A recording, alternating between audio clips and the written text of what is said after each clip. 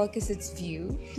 And maganda talaga ang production ng View. And, and special siya because of the family na na-create ko or namin sa Siargao. And bakit nila kailangan panoorin? Kasi gusto rin namin maramdaman na, Alden. I'm appreciating the microphone. Okay.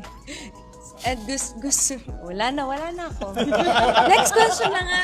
Basta it's like the family. Sana maramdaman ng mga viewers ang relationship namin. And then, sana marami rin silang matutunan. Kasi marami talaga. Like, sabi nga pagdating sa emotions, like, anday yung mararamdaman. And also, ina-educate din namin yung viewers kung paano alagaan ang ating Mother Nature. Mother Nature.